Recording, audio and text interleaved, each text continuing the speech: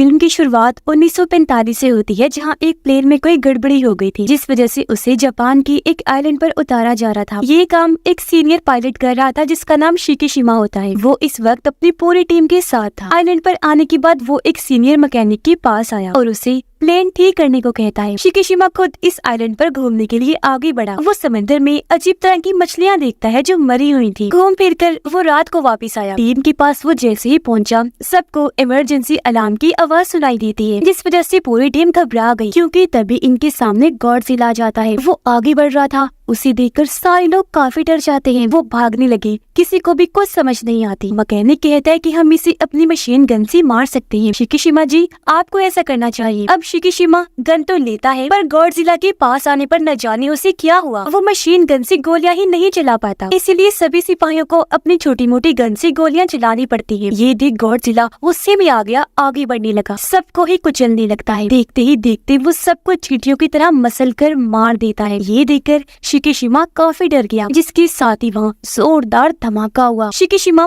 काफी दूर जाके गिरा, वहीं बेहोश हो जाता है और सबको मारने के बाद गॉडजिला जोरों से धाड़ने लगता है। सुबह जाकर शिकीशिमा को होश आई। आगे बढ़ने पर उसने देखा कि मेरी पूरी टीम मारी गई है। हर तरफ उनकी लाशें पड़ी हुई थी। लाशों को मैकेनिक यहाँ एक साथ लाकर रख रहा था, क्योंकि गॉडजिला के हमले में वो किसी तरह बच गया था। शिकीशिमा के वहाँ आने पर मैकेनिक उस पे काफी भड़क गया, कहता है कि इन सब की मौत की जिम्मेदार तुम हो, तुमने गॉडजिला पर वार नहीं किया, इसीलिए सभी मारे गए। जो सुनकर वो काफी दुखी हो गया। कुछ टाइम के बाद शिकीशिमा को बाकी पायलट्स के साथ वापस टोक्यो भेज दिया जाता है। वो जब घर आया तो पता चला कि यहाँ बमबारी की वजह से सब कुछ तहस नहस हो गया है। सारे घर टूट फूट गए, यहाँ तक कि शिकीशिमा का घर भी पूरा बर्बाद हो चुका था। यहाँ उसकी पड़ोसन मिली, कहती है कि तुम बच गई हो। रोती हुई बोली, पर मेरा बेटा मारा गया। शिकीशिमा पूछता है, क्या मेरे मॉम डैड जिंदा है? वो कहती है कि नहीं, यहाँ सभी मारे गए हैं। दुखी होकर आगे बढ़ी, बार बार यही कहती रहती है कि हमारी किस्मत ही खराब है, जिसमें हमारे साथ ये सब हो गया। शिकीशिमा जब आगे बढ़ा तो पुलिस एक औरत के पीछे पड़ी हुई थी। उसने हाथ में बच्चा उठाया हुआ था। औरत जब भाग रही थी तो वो उसके सामने आ गया। तब औरत शिकीशिमा को वो बच्ची पकड़ाकर वहाँ से भाग जाती है। वो जब थोड़ा आगे बढ़ा तो वही औरत उसके पास आई। शिकीशिमा उसे पूछता है कि तुम कौन हो? वो बताती है कि मेरा नाम नोरी है। ये बच्ची मुझे एक जगह पर मिली थी, मैंने इसे ले लिया क्योंकि इसके मॉम डैड भी धमाके में मारे गए। ये सुनकर शिकीशिमा कहता है ठीक है, और बच्ची उसे पकड़ाकर आगे बढ़ने लगा। नोरी भी उसके पीछे पीछे जाने लगी, कहती है कि तुम हमें इस तरह अकेले नहीं छोड़ सकती। रात के वक्त ये लोग शिकीशिमा के घर के पास गए। नोरी बताती है कि मेरा इस दुनिया में कोई नहीं है, और सच बात तो ये है कि इस बच्ची की मॉम ने इसे मेरे हवाले कर दिया था, ये कहकर कि अगर मुझे कुछ भी हुआ तो इसे तुम पाल लेना। जो सुनकर शिकीशिमा काफी खुश हो गया, कहता है कि तुम बहुत अच्छे इंसान हो जो इस छोटी सी बच्ची को पाल रही हो। अगले दिन काम की तलाश में शिकीशिमा आगे बढ़ा। पड़ोसन उससे पूछती है कि वो औरत और बच्ची कौन है? शिकीशिमा जवाब देता है कि मुझे नहीं पता, वो मेरे पीछे आ गई थी। हमारी तरह वो भी बेघर और लाचार है। पड़ोसन फिर पूछती है कि वो बच्ची हर वक्त क्यों रोती रहती है? क्या उसकी मॉम उसे दूध नहीं पिलाती, कोई चीज नहीं खिलाती? शिकीशिमा कहता है कि वो उस औरत नोरी की बच्ची नहीं है। ये सुनकर पड़ोसन को बच्ची पर तरस आ गया। वो उसे दूध पिलाती है। ये उसे शुक्रिया अदा कहते हैं और एक साथ ही रहने लगे। 1 साल तक सब ऐसे ही चलता रहा। एक दिन शिकीशिमा कहता है कि मुझे गवर्नमेंट की एक नौकरी का खत मिला है, जिसमें मैंने समंदर की गहराइयों में मिशन करने जाना है। दरअसल मेरा काम वहाँ बॉम्ब्स को ढूंढकर उन्हें खत्म करना है, जो माइंस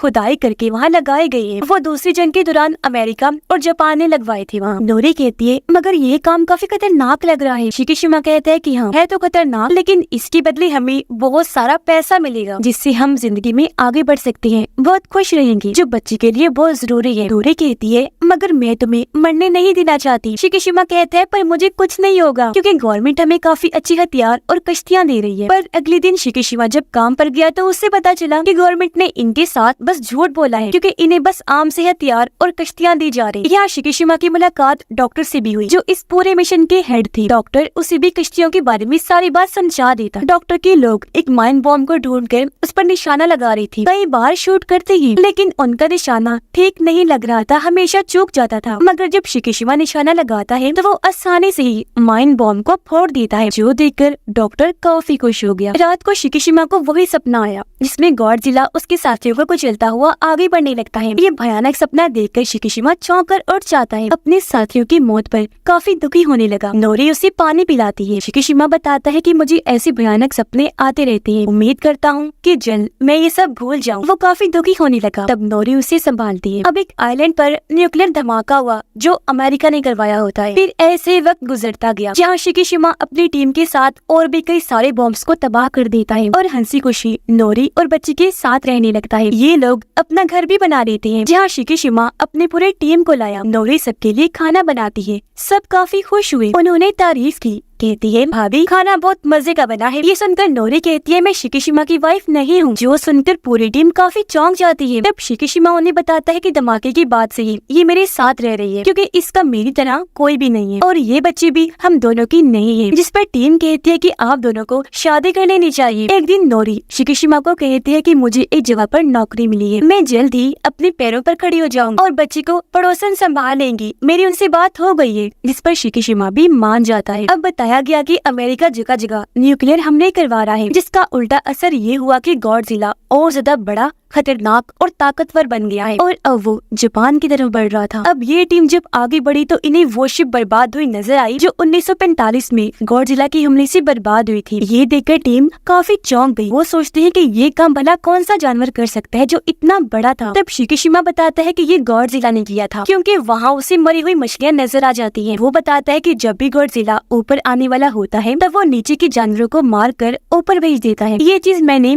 एक आइलैंड पर देखी थी। अब अचानक कई सारी बड़ी मरी हुई मछलियाँ शिप के चारों तरफ फैल जाती हैं। जो देख शिकिशिमा काफी घबरा गया क्योंकि समझ गया था कि यहाँ पे गॉडजिला आ रहा है। वो डरते हुए कहता है कि हमें यहाँ से जल्द निकलना चाहिए। जिसके साथ ही गॉडजिला पानी से बाहर आ जाता है। वो इनकी शिप के पीछे लग गया था और ये लोग तेजी से आगे बढ़ रहे थे। शिकिशिमा और डॉक्टर एक काफी बड़ा बॉम्ब पानी में फेंकते हैं जो गॉडजिला से जा टकराता है। इन्होंने कई सारे धमाके किए पर गॉडजिला का जिस्म इतना मजबूत था कि इन धमाकों का उस पर कोई असर नहीं होता, बल्कि अब वो अपना मुंह भी बाहर निकाल कर आगे बढ़ने लगता है। ये लोग एक और बॉम्ब पानी में फेंकते हैं लेकिन बॉम्ब को फोड़ने वाली तार ही कट हो जाती है। इसीलिए शिकिशिमा ऊपर आकर मशीन गन से गॉडजिला के मुंह में कई सारे शॉट्स करता है जिससे वहाँ धमाके होने लगे और गॉडजिला के मुंह का एक हिस्सा तबाह हो जाता है। लेकिन अचानक ही खुद ब खुद हील होकर ठीक हो जाता है और अब वो पूरा उठ खड़ा हुआ। इससे पहले शिप पर हमला करता तभी दूसरी साइड से जापान की आर्मी आकर अंधाधुंध गॉडजिला पर हमले करने लगती है जिससे वो काफी गुस्से में आ गया। शिप के नीचे से जाकर हमला कर देता है। पूरी शिप को पलटने लगा मगर वो लोग अभी भी नहीं रुकते, बार बार उस पर वार करते रहते हैं जिससे गॉडजिला भी जख्मी हो गया पानी में चला जाता है और अब वो खतरनाक लहरें छोड़कर शिप को पलट के ही रख देता है। फिर पानी से बाहर आकर जोर से दहाड़ने लगा। शिकिशिमा की टीम काफी डर जाती है और अब वो वापस से पानी में चला जाता है। इस हमले में शिकिशिमा भी काफी जख्मी हो गया। वो जब घर आया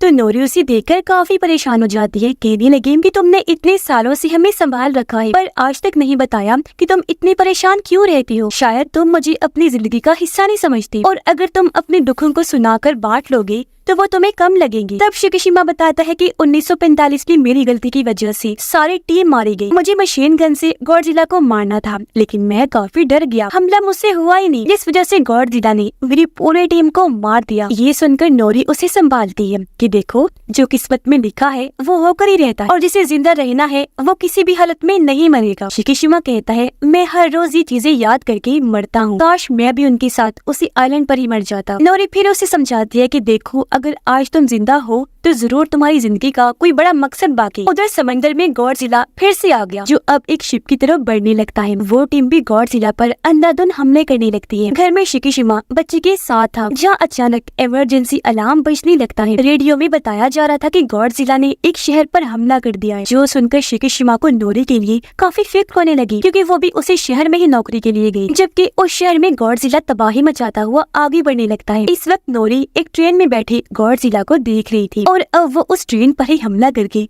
पूरी ट्रेन को ही उठा लेता है। वो नोरी वाले ट्रेन के डब्बे को मुंह में लेकर चबाने लगता है। नोरी काफी डर गई जो एक जगह लटकी हुई थी और अब वो अपनी जान बचाने के लिए पानी में कूद पड़ती है। यहाँ कुछ रिपोर्टर्स गॉडजिला की रिपोर्टिंग कर रही थी उसकी वीडियो बनाकर। उन्हें वो देख चुका था और अब गॉडजिला उनकी तरफ बढ़ने लगा, लेकिन वो फिर भी वहाँ से नहीं हटी। गॉडजिला वहाँ आकर मुक्के से उस पूरे टावर को तबाह कर देता है। वो टूट गया, जिससे सारे रिपोर्टर्स मारे जाते हैं। नोरी जब भाग रही थी तो यहाँ शिकीशिमा आ गया और अब ये दोनों सारे लोगों के साथ भागने लगते हैं। गॉडजिला भी उनके पीछे पीछे ही था, जहाँ आर्मी उस पर टैंक से हमले कर रही। उसे गुस्सा आ गया और अब गॉडजिला की पंख और पीठ से नीले रंग की रोशनी निकलने लगती है, जिसके साथ ही वो खतरनाक शुआएं लहरें बाहर निकालने लगता है। ऐसा होते ही वहाँ जोरदार कई सारे धमाके होने लगे, जो वहाँ के सभी लोगों और बिल्डिंग्स को अपनी लपेट में लेने लगे। शिकीशिमा को इससे बचाने के लिए नोरी उसे धक्का दे देती है और इस हमले की तबाही को अपने ऊपर ले लेती है। कुछ देर के बाद शिकीशिमा जब बाहर आया तो उसे नोरी समेत दूर दूर तक कोई भी दिखाई नहीं देता। हर चीज तबाह बर्बाद हो चुकी थी और अब नोरी की मौत की वजह से शिकीशिमा काफी दुखी हो जाता है। फूट फूट कर रोने लगा। यहाँ गॉडजिला चिल्लाते धाड़ते हुए आगे बढ़ने लगता है। उसे देखकर शिकीशिमा को भी गुस्सा आ गया। वो भी बदला लेने के लिए धाड़ने लगता है। शहर में सारे लोग हर तरफ फैली तबाही को देखकर काफी परेशान हो जाते हैं और अब से फिर गॉडजिला पर ये लोग रिसर्च करने लगे। घर आकर शिकीशिमा नोरी के लिए दुआ करवाता है। बच्ची को भी संभाल रहा था, जो काफी रो रही होती है। डॉक्टर यहाँ सबको बताता है कि गवर्नमेंट ने हमें और बाकी दुनिया भर की सिपाहियों को गॉडजिला को रोकने के लिए चुना है और अब मेरे पास एक प्लान है। जिसके बाद वो ने उस जगह पर लाता है जहाँ गॉडजिला को रोकने वाली पूरी टीम थी और तब यहाँ जर्नल आकर सबसे मिलते हैं। कहते हैं कि गॉडजिला के हमले काफी बढ़ चुके हैं। इन हालात में हमारी मदद कोई नहीं करेगा, हमें जो भी करना है खुद ही करना होगा। फिर वो बताता है कि गॉडजिला को हराने के लिए डॉक्टर ने एक प्लान बनाया। जो सुनकर सारे लोग कहते हैं कि हमने गॉडजिला को अपनी आंखों से देखा है, वो बहुत ताकतवर खतरनाक है, उसे हम किसी भी तरह नहीं रोक सकते। ये सुनकर डॉक्टर कहता है, मैं एक नेवी ऑफिसर भी हूँ, साथ ही एक साइंटिस्ट भी हूँ। हमने गॉडजिला पर हमला किया था, जिसमें हम कामयाब भी हुए थे। हमने उसका आधा चेहरा धमाके से उड़ा दिया था, लेकिन वो दोबारा हील होकर ठीक हो गया था। पर इस बार हमारे पास नया प्लान है। हम शिप्स के जरिए गॉडजिला के जिस्म के अलग अलग हिस्सों पर गैस के सिलेंडर लगा देंगे। फिर उसी की स्पीड से काफी तेजी से उसे समंदर की गहराइयों में फेंक दिया जाएगा। जिस समंदर में हम ये करने वाले हैं वो काफी गहरा है। गहराई में जाने की वजह से प्रेशर उसका जिस्म बर्दाश्त नहीं कर पाएगा, जिससे वो मर सकता है। ये सुनकर एक ऑफिसर पूछता है कि अगर उसे कुछ ना हुआ तो? इस पर डॉक्टर कहता है कि अगर कुछ ना हुआ तो फिर हमारे पास प्लान बी भी है। प्लान बी में गॉडजिला जब पानी की गहराई में होगा तब उसके जिस्म पर लगाए गए सिलेंडर्स पर बैलून्स गुब्बारे खुल जाएंगे, जिससे गॉडजिला जिस स्पीड से नीचे गया था उसी स्पीड से वापस ऊपर आने लगेगा। 2-3 बार बैलून्स के खुलने पर वो प्रेशर बर्दाश्त नहीं कर पाएगा और उसकी मौत हो जाएगी। ये सुनकर एक ऑफिसर पूछता है, सर आपको यकीन है कि इन हमलों से गॉडजिला मारा जाएगा? इस पर डॉक्टर कहते हैं कि शायद, लेकिन ये हमें करना ही पड़ेगा क्योंकि इसके अलावा हमारे पास और कोई रास्ता नहीं है। उसका साथ जर्नल भी देते हैं कि गॉडजिला पहले ही काफी कुछ तबाह कर चुका है, अब हमें उसे रोकने के लिए ये जरूर करना चाहिए। जिसके लिए वहाँ के सारे ऑफिसर्स मान जाते हैं। शिकीशिमा अपनी पूरी टीम के पास आया। डॉक्टर उन्हें कहता है कि गॉडजिला को समंदर में सही जगह पर लाने के लिए हमें एक प्लेन को तैयार करना है जो हथियारों से भरा हो, और अब मुझे एक बेहतरीन मैकेनिक की जरूरत है जो ऐसा प्लेन तैयार कर दे। ये सुनकर शिकीशिमा कहता है कि ये काम मेरा दोस्त मैकेनिक कर सकता है, मैं उसे ढूंढ कर लाऊंगा। और अब शिकीशिमा उसे काफी ढूंढ कर आखिर उसके घर गया, जहाँ मैकेनिक उसे मिल भी जाता है, लेकिन वो आज भी उसे काफी बातें सुनाता है कि तुम्हारी वजह से 1945 में हमारी पूरी टीम मारी गई थी। शिकीशिमा कहता है, हाँ मैं जानता हूँ, लेकिन अब मुझे अपनी गलती सुधारने का एक मौका मिला है जिसमें मुझे तुम्हारी मदद चाहिए। गॉडजिला को मारने के लिए हमें एक प्लेन चाहिए जिसे तुम्हें तैयार करना होगा। इससे हमारे गवर्नमेंट और आर्मी की भी हम मदद कर सकते हैं, साथ ही करोड़ों लोगों की भी जानें बचा सकते हैं। जिसके लिए वो मैकेनिक मान गया। वो शिकीशिमा के साथ उस जगह पर आया जहाँ उसने प्लेन तैयार करने थे। वो आगे बढ़ा, अपने काम पर लग जाता है प्लेन को तैयार करने में। उधर डॉक्टर ने भी कई सारे हथियार और गैस सिलेंडर तैयार करवा लिए थे। कुछ ही दिनों में प्लेन भी तैयार हो जाती है। कुछ दिन के बाद शिकीशिमा बच्चे से आकर मिला, जहाँ उसने एक पेंटिंग बनाई हुई थी जो कागज वो शिकीशिमा को देती है। जो देख वो कहता है कि बेटा इस पेंटिंग में तुम काफी दुखी लग रही हो, क्या बात है? इस पर वो कहती है कि जी क्योंकि मुझे मोम बहुत याद आ रही है। जो बताकर वो रोने लगी। उसे देखकर शिकीशिमा को भी काफी दुख हुआ।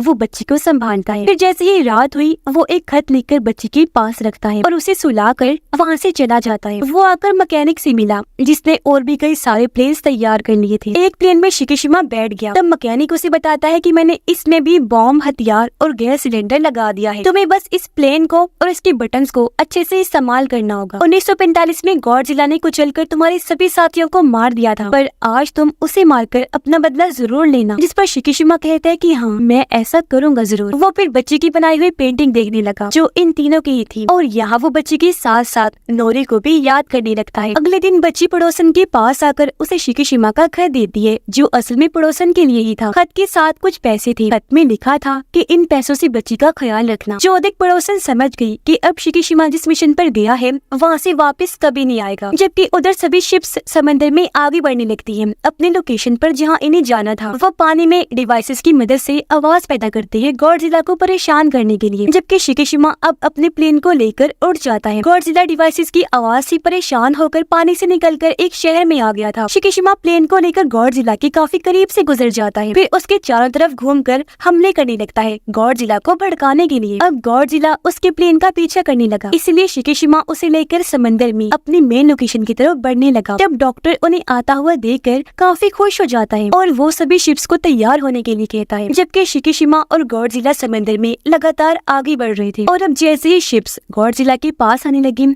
उसके जिस्म से फिर से नीले रंग की रोशनी चमकने लगती है। एक बार फिर पानी में शुआएं लहरें छोड़ता है, जिससे यहाँ एक बार फिर जोरदार धमाके होने लगे। लेकिन इस बार शिप्स पर इसका कोई खास असर नहीं होता। जिसके बाद ये लोग पानी में सिलेंडर्स फेंकने लगते हैं। गॉडजिला की चारों तरफ घूमकर उसके पूरे जिस्म पर सिलेंडर्स लगाने लगते हैं, क्योंकि इस वक्त उसका पूरा ध्यान शिकीशिमा के शिप पर ही था। और अब ये लोग अपने शिप्स के जरिए सभी सिलेंडर्स को चला देते हैं, जिसके साथ ही काफी तेजी से गॉडजिला को पानी में डबो दिया जाता है। उसका जिस्म पानी में 1500 मीटर तक नीचे चला जाता है। फिर अचानक ही वो रुक गया, जो देखकर सभी लोग काफी खुश हो जाते हैं, क्योंकि उन्हें लग रहा था कि गॉडजिला मर गया होगा। लेकिन वो इतनी आसानी से मरने वाला नहीं था। पानी में जाकर भी वो उनकी रस्सियों को खींचने लगता है, जिससे वो भी समझ गई कि वो अभी तक जिंदा है। इसलिए अब वो प्लान बी के मुताबिक सिलेंडर में लगाए गए बलून्स को ओपन करने लगती है, जिससे गॉडजिला एक बार फिर से तेज स्पीड में ऊपर आने लगता है। लेकिन 800 मीटर पर आने के बाद वो रुक जाता है, और अब वो उन बलून्स को एक एक करके तोड़ने लगता है। इसीलिए अब रस्सियों को खींचकर गॉडजिला को ऊपर लाने की कोशिश की जाती है। कुछ ही देर में वो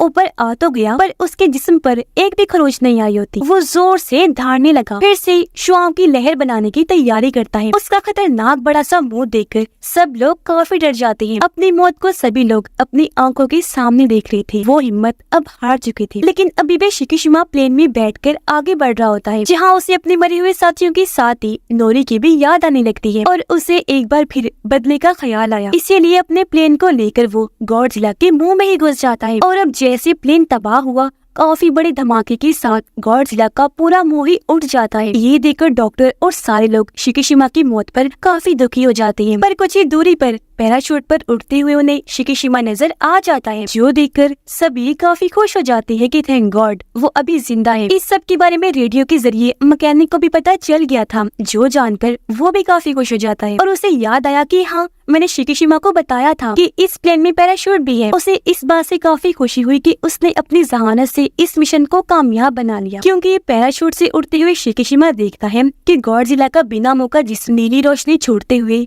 कई सारे टुकड़ों में बढ़ जाता है, और वो सारे टुकड़े पानी में जा गिरते हैं, और इस तरह गॉडजिला का खात्मा हो जाता है। सभी लोग शिकीशिमा की बहादुरी पर काफी खुश हुए, उसे इज्जत के तौर पर सल्यूट करते हैं। और अब यह मिशन के पूरा होते ही ये लोग वापस बेस पर आए, जहाँ भी सारे लोग काफी खुश थे। यहाँ मैकेनिक शिकीशिमा से मिलकर उसे गले से लगा लेता है, कहने लगा कि शुक्र है आखिरकार अपनी बहादुरी से तुमने ये कर ही लिया। यहाँ उसे मिलने पड़ोसन और बच्चे भी आए। पड़ोसन उसे एक खत देती है, जो पढ़कर शिकीशिमा काफी हैरान भी हुआ, साथ ही काफी खुश भी हो जाता है, क्योंकि ये खत नोरी का था, जो भी जिंदा थी और घर में इनका इंतजार कर रही थी। ये लोग घर आकर नोरी से मिलते हैं, जो हमले में किसी तरह बच गई थी पर काफी जख्मी थी। ये तीनों एक दूसरे से मिलकर बहुत खुश हो जाते हैं। नोरी उससे पूछती है, क्या तुम्हारी जंग खत्म हो गई? जिस पर वो मुस्कुरा कर कहता है कि हाँ, और मैं कामयाब रहा। इस पर तीनों मिलकर काफी खुश हो जाते हैं और अब एक फैमिली की तरह रहने का फैसला करते हैं। लेकिन एक बुरी खबर समंदर की गहराई में दिखाया गया कि गॉडजिला के जिस्म के टुकड़े फिर से रीजनरेट हो रहे हैं, यानी फिर से ठीक होकर आपस में मिल रहे थे, जो हो सकता है कि पूरा गॉडजिला फिर से बना ले, जो बात बहुत खतरे वाली थी। और इसी के साथ ही इस फिल्म की कहानी यहीं पर खत्म हो जाती है।